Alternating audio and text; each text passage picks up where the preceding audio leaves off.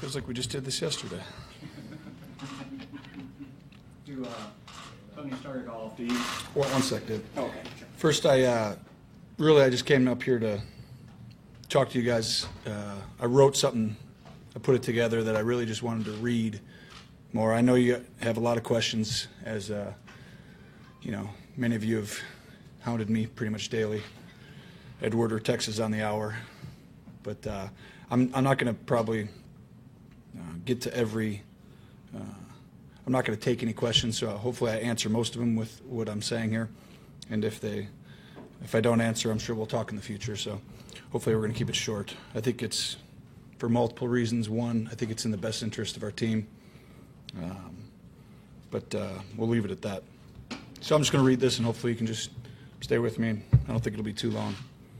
But I think it does capture the essence a little bit of what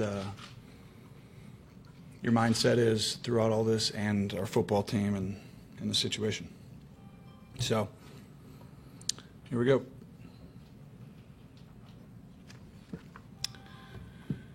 To say the first half of the season has been emotional would be a huge understatement. Getting hurt when you feel like you have the best team you've ever had was a soul-crushing moment for me. Then to learn it's not 3 or 4 weeks, but 10 is another blow. And through it all, you have a tremendous amount of guilt on having let your teammates, fans, and organization down.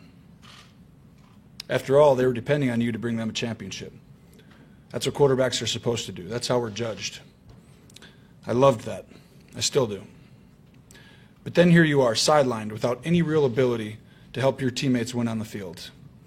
That's when you're forced to come face to face with what's happening. Seasons are fleeting, games become more precious, chances for success diminish. Your potential successor has arrived, injured 2 years in a row, and now in the mid-30s. The press is whispering, everyone has doubts. You've spent your career working to get here. Now we have to start all over. You almost feel like an outsider. The coaches are sympathetic, but they still have to coach, and you're not there. It's a dark place. Probably the darkest it's ever been. You're sad and down and out, and you ask yourself, why did this have to happen? It's in this moment that you find out who you really are and what you're really about. You see, football is a meritocracy. You aren't handed anything. You earn everything, every single day, over and over again. You have to prove it. That's the way that the NFL, that's the way that football works. A great example of this is Dak Prescott and what he's done. He's earned the right to be our quarterback. As hard as that is for me to say, he's earned that right.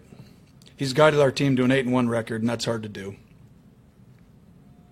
If you think for a second that I don't want to be out there, then you've probably never felt the pure ecstasy of competing and winning. That hasn't left me. In fact, it may burn more now than ever. It's not always easy to watch. I think anybody who's been in this position understands that. But what is clear is that I was that kid once.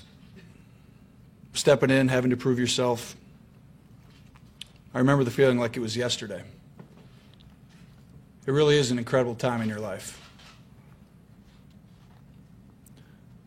And if I remember one thing from back then, it's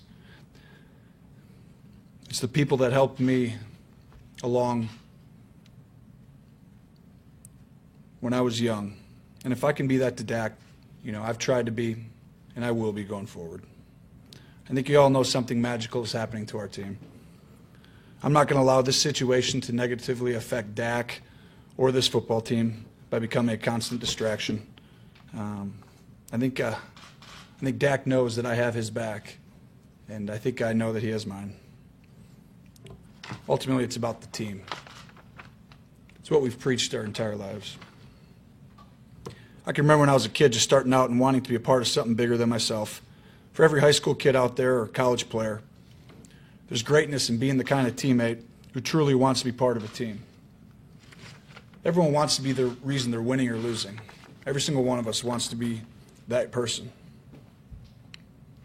but there are special moments that come from a shared commitment to play your role while doing it together. That's what you'll remember. Not your stats or your prestige, but the relationships and the achievement that you created through a group. It's hard to do, but there's great joy in that. And all the while, your desire burns to be the best you've ever been. You can be both. I figured that out in this process.